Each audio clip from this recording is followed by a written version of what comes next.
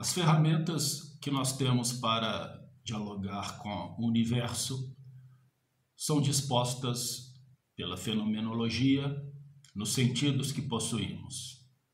Assim, a nossa relação com o externo se dá por aquilo que enxergamos, tocamos, comemos, escutamos, sentimos.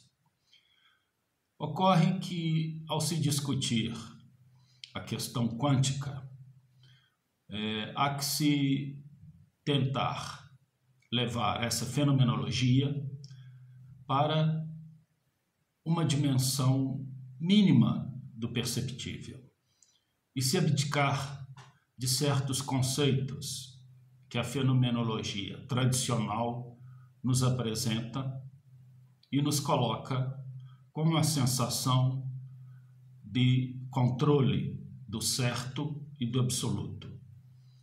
Por quê? Na mecânica quântica, na física quântica, esses conceitos não existem. E é sobre essa reflexão do certo, do absoluto, inexistente, é que há uma possibilidade de discussão de um direito penal quântico, como um modelo para se discutir a realidade na qual vivemos. Pois bem, sabemos que a matéria vai produzir partículas. As partículas produzem átomos. Os átomos produzem moléculas. E as moléculas produzem tudo. Dentro desse conceito, ou dentro dessa percepção, onde encontramos a energia. Ora, energia, ela não existe. Por mais estranho que isso possa parecer, a energia, não é.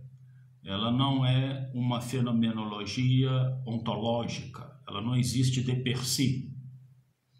A energia é um atributo de algo, assim como o peso, a altura, a distância, a largura, são conceitos, são atributos de algo. E a energia também é. Então, a energia não é algo em si mesmo, mas é produto, é um atributo de algo.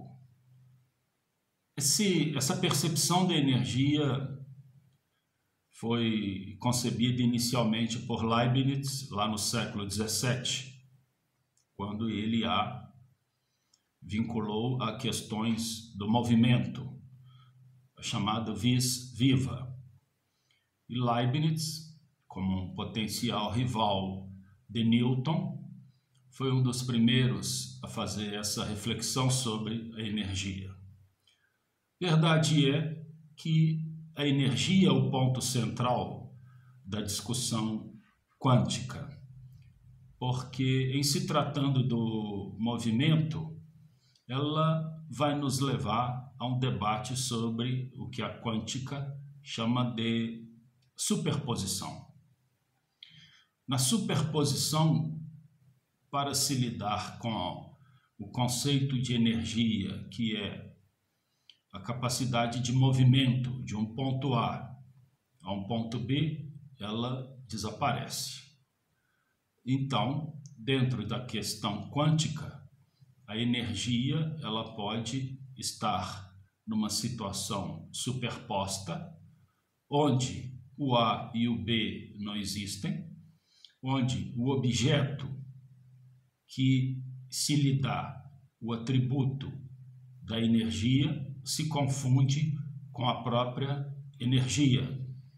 Não há como estabelecer, portanto, em determinado momento da discussão quântica, qual é o objeto e qual é a energia, qual é o atributo de um ou de outro.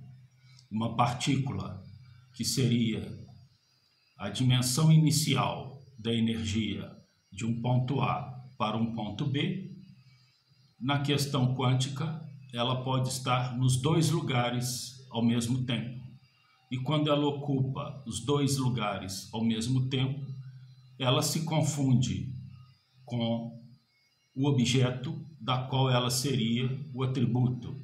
Energia e objeto se fundem numa única incerteza. Essa é a incerteza do convivível na questão quântica. Essa admissão da incerteza em relação à nossa capacidade fenomenológica de insistirmos no absoluto dos nossos sentidos para compreender o universo, é que nos coloca num ponto de profunda reflexão daquilo que somos em relação ao próprio universo e da incerteza que nos circunda. Ora, em se tratando disto, portanto, quando buscamos essa incerteza do convivível e vamos trazê-la para o direito penal, por exemplo, ao se aplicá-la na questão do sistema penitenciário, verificamos que o sistema penitenciário corresponde a uma certeza do inconvivível, que, de uma certa forma, agride o modelo quântico do caos em si mesmo. Quando a quântica estabelece a incerteza do convivível, se nós trouxermos esse modelo para o macro punitivo, nós devemos ver nele algo também de incerteza do convivível, tratar o delito como uma incerteza do convivível e não querer dar uma dimensão ainda mais caótica à incerteza, na medida em que a certeza já é caótica em si mesma. Qualquer interferência no caos da incerteza desproporciona a nossa fenomenologia e as nossas limitações de entender as coisas e nos leva, portanto, a um nível de confusão social ainda maior.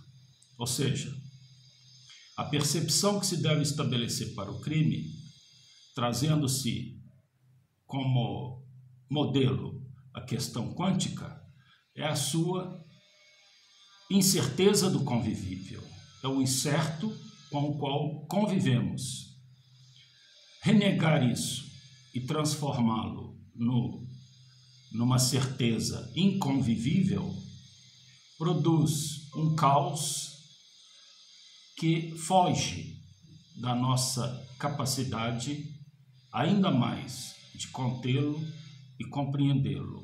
Se nós estamos adaptados à fenomenologia dos sentidos, há que se atribuir ao crime, portanto, a sua condição de incerto e convivível, e não tentar fazê-lo algo como certo e fazer dessa certeza o inconvivível que nos agride constantemente.